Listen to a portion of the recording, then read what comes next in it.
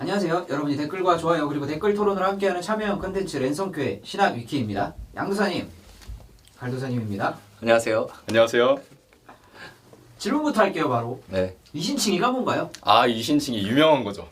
유명한 거죠. 믿음으로 구원을 받는다. 네. 아멘. 네. 끝내도 되는 거 아닌가요 이제? 그런가? 끝나시다 그냥. 말하기 어려우니까 이거. 그거 말고 더 있나? 네. 이신칭이. 대표적인 구절로는 네. 저희 로마서 3장 21절에서 24절까지 말씀인데 한마디로 요약하면은 우리가 예수님을 믿음을 통해서 의롭다함을 받는다라는 얘기예요. 근데 여기서 의롭다함을 받는다라는 얘기에 대해서 여러 가지 얘기가 있는데 우리는 두 가지를 얘기할 수 있을 것 같아요.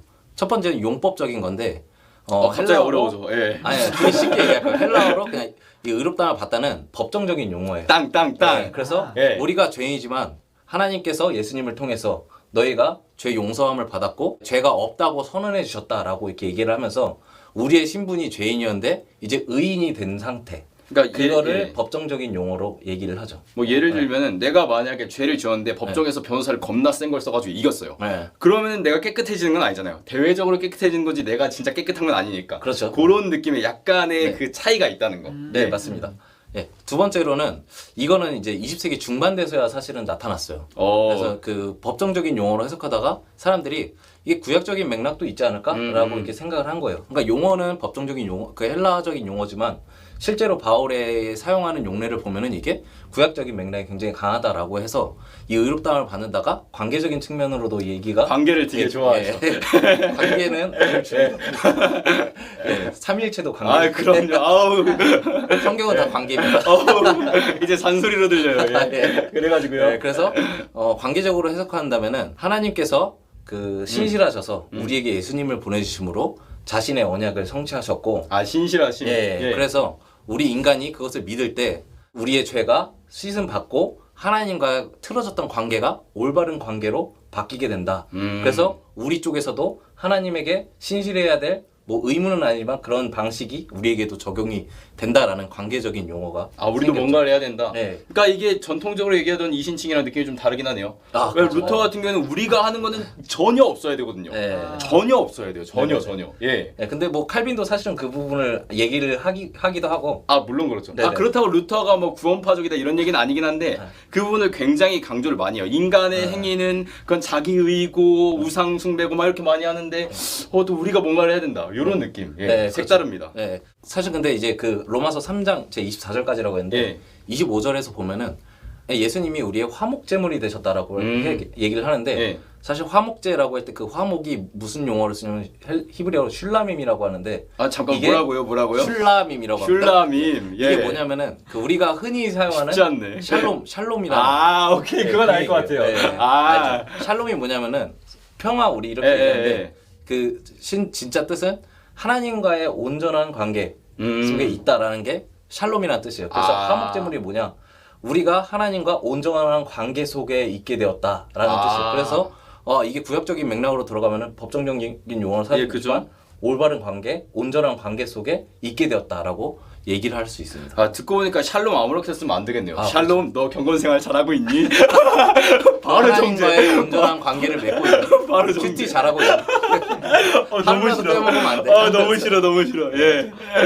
중간에 예수 그리스도를 믿음으로 의롭다함을 받는 것이라고 말씀을 하셨는데 예수 그리스도를 믿는 믿음이 뭔가요? 예수 십자가 사건과 인간의 죄가 어떻게 연결되는 건가요?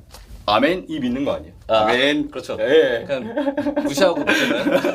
아멘. 마음으로 동의하는 거 그런 것도 믿는 거일 테고 지적으로 동의하는 것도 믿는 거일 테고 일단 예수님이 십자가에 죽었다는 걸 지적으로 동의하지 않는데 그분이 하나님의 아들이라는 걸 지적으로 동의하지 않는데 어떻게 믿죠? 믿을 수 있나? 뭐 예수 운동을 믿나? 그렇죠. 그럴 수는 있겠죠. 예수가 가져온 인권의 상징을 신뢰할 수는 있겠지만 그게 우리가 얘기하는 의미는 아니잖아요. 네, 성경에서 얘기하는 의미다 아니에요. 관계가 중요하니까.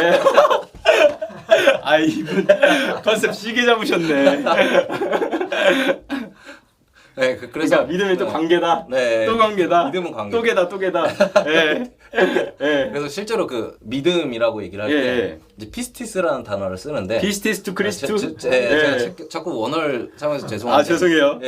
사실 이제 이 피스티스를 어떻게 사용하냐가 굉장히 논란이 많아요. 그래서 그냥 어떤 학자들은 그냥 피스티스를 그냥 믿음으로 안 하고 피스티스다라고 얘기를 할 정도로 신실함도 아니고 그냥 피스티스다. 예, 용례가 네. 많아요. 왜냐면 거기에 신뢰, 충성, 신실함, 믿음 뭐 이런 게 다 적용이 되거든요. 제가 찾아보니까 거래할 때 있잖아요. 상인들이 네, 맞아요. 거래할 때 그것도 그 있어요. 신뢰도 신용도 네, 맞아요. 피스티스예요. 신용이라고 네, 했어요. 그래서 사실은 예수님을 믿는다라고 할 때 우리가 단순히 지적인 동의를 넘어서 실제로 1대1의 어떤 관계 속에서 있는 그 상태, 그 피스티스의 상태를 얘기를 해서 저는 개인적으로는 하나님께서 우리에게도 피스티스 신실하셨듯이 우리도 예수님을 신실하게 따라감으로 우리도 약간 피스티스 이런 해야 된다. 좀 더 우리나라 상황적으로 얘기하면 충성. 아, 예수님을 충성함으로 의롭다함을 받는다. 약간 이런 피스티스가 방식이거든요. 충성이 되네요. 네네. 네. 피스티스의 충성이라는 의미도 있어요. 오케이. 네. 저는 좀 그런 방식으로 이해하면은 우리가 믿음이라고 하면 지적인 동의만 생각을 하는데 그걸 넘어서는 방식으로 이해할 수 있지 않을까라는 생각이 듭니다. 자, 그러니까 이 2000년 전에 예수 그리스도가 죽은 게 2000년 뒤에 나와 무슨 상관이냐 이렇게 접근을 할 수가 있단 말이에요. 네. 근데 이렇게 얘기를 할 수 있을 것 같아요. 폴 워셔라는 설교자가 한 말이긴 해요. 이게 아주 근거가 있는 얘기인지는 모르겠지만 제가 또 굉장히 존경하는 설교자 중에 한 분이니까 이 설교자가 어떤 얘기를 하냐면 예수 그리스도께서 왜 십자가에 달리기를 두려워하셨느냐. 그 제자들은 그냥 담대하게 갔어요. 막 그렇죠. 가서 못 찔리고 채찍질 맞고 뭐 다 했어요. 막 나는 거꾸로 달릴래 막 이렇게 했단 말이에요. 근데 왜 그랬냐면 예수 그리스도께서 십자가 위에 당하셨던 것은 단순한 육체의 고통이 아니라 하나님의 진노의 잔을 온몸으로 감당했기 때문이에요. 이 진노의 잔이 뭐냐? 모든 인류에게 내려질 그 심판, 그 저주를 온몸으로 감당을 했다는 거죠. 그러니까 2000년 뒤에 살고 있는 제가 지은 모든 죄를 원기호로 모아서 우리 예수님이 당하셨으니까 나 당연히 미안해 해야 되는 거잖아요. 그죠? 네. 그게 없으면 양심이 없는 거죠. 예, 그런 의미에서 제가 봤을 때는 연관성이 있다고 말씀을 드릴 수 있을 것 같아요. 네, 예. 맞습니다. 근데 제가 생각하기엔 사실은 직관적으로 봤을 때 2000년 전에 예수님이 죽은 사건이 나와 내 죄를 위해서 대신 죽으셨다? 이게 직관적으로 되게 이해가 안 돼요. 양심이 없으시네. 네. 저는 좀 약간 관계를 별로 털이 부승부승한데. 근데 사실 근데 우리가 그걸 처음으로 볼 때 예. 1세기에서 그러면은 대신 죽었다는 게 뭔가 약간 이런 방식을 좀 이해할 필요가 있는데 1세기 참 좋아하시는 것 같아요. 예. 그 예수님 당시에 사실 로마 문화에서도 누구를 위해서 대신 죽어서 신의 진노를 푸는 방식들이 있었어요.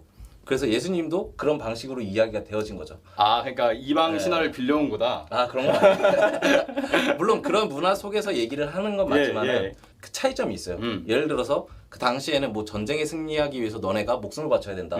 이런 식의 얘기거나 아니면 가족들을 위해서 죽어야 된다. 아니면은 그 공동체 안에서 그 공동체가 신의 진노를 받기 이전에 너네가 먼저 죽어서 의로움을 받아야 된다고 이런 식의 얘기들이 있었거든요. 근데 예수님과의 차이가 뭐냐면은 그때 그 당시 사람들은 여자나 노예들이 죽었어요.